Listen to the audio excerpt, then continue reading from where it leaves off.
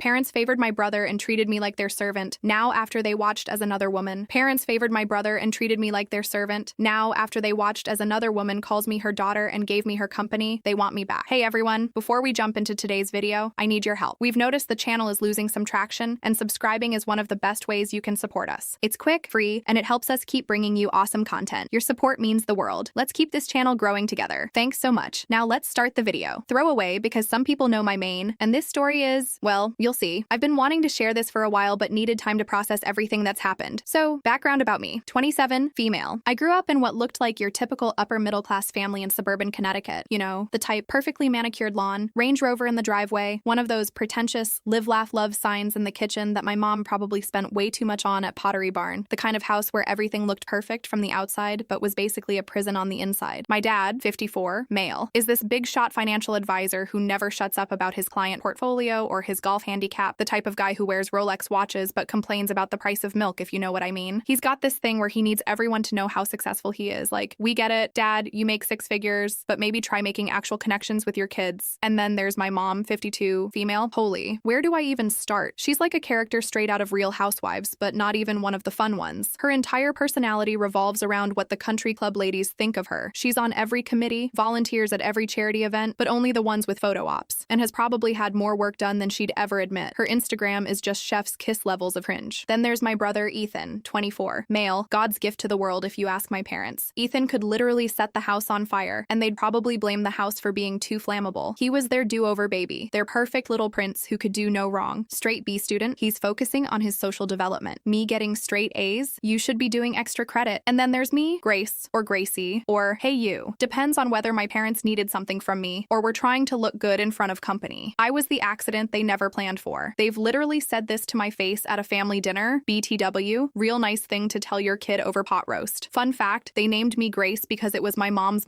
name, and they thought maybe that would score them extra points in her will. Spoiler alert, it didn't work, and they're still bitter about it. Anyway, our house was this massive 5-bedroom McMansion in one of those neighborhoods where everyone's trying to outdo each other with their Christmas decorations. We had a home theater that nobody used, a formal dining room that only saw action when mom hosted her book club. Spoiler, they never actually discussed the books. And one of those huge gourmet kitchens where the only thing that ever got cooked was my mom's microwaved lean cuisine. My room, it was technically the smallest bedroom right next to the laundry room because it's convenient since you do all the laundry anyway. Ethan got the huge bedroom with the ensuite bathroom and the window seat because obviously he needed the space for his creative development, or whatever BS excuse they came up with. The really messed up part, they weren't even trying to hide their favoritism, like, at all. They had this huge wall of family photos going up the main staircase. Wanna guess how many had me in them? 3. And in one of them, I'm literally just in the background of Ethan's soccer trophy photo. Meanwhile, Ethan had professional photo shoots done every year. Spring photos, fall photos, Christmas cards, you name it. I remember this one time when I was maybe 12. I found this old photo album in the attic while I was cleaning, because of course I was cleaning the attic on a Saturday while Ethan was at his lacrosse camp. It was from before Ethan was born, and there were actually a few baby photos of me. When I asked my mom about it, she just said, "Oh, we were still figuring out the whole parenting thing then," and took the album away. Never saw it again. The worst part wasn't even the obvious favoritism, it was the gaslighting. They'd do this thing where they'd rewrite history in real time, like they'd promise something, get my hopes up, then completely deny ever making that promise. Or they'd do something cruel and then tell everyone I was too sensitive or imagining things when I got upset about it. I started keeping a journal when I was 14, hidden under a loose floorboard in my closet because privacy wasn't a thing in our house, just to make sure I wasn't actually going crazy. Looking back at it now, it reads like a manual on emotional abuse, but when you're living it, you start to believe maybe you are the problem. You know what's really Arya up? They actually had money, like a lot of it. This wasn't a case of them struggling to make ends meet or having to make tough choices. They just chose to invest everything, time, money, attention, love, into Ethan and treat me like their personal unpaid servant. But here's the thing about being treated like you don't matter. You learn to be invisible, and when you're invisible, you can plan your escape without anyone noticing. And boy, did I have plans. Being the family ghost actually turned me into a pretty decent hacker. Not the illegal kind, just creative problem solving. When you're not allowed to have your own computer, you figure out ways around it. The public library became my second home. Shout out to Mrs. Peterson, the librarian, who always forgot to enforce the 1-hour computer time limit when I was teaching myself Python. My parents' attitude about technology was wild. Ethan got a MacBook Pro for his 13th birthday because he needed it for his gaming streams, which lasted exactly 2 weeks, BTW. Meanwhile, I was building a secret computer, Frankenstein style, from parts I salvaged from the school's recycling program, had to hide it in the crawl space above my closet, and only use it when everyone was asleep. Got so good at typing silently that my college roommate later thought I was some kind of keyboard ninja.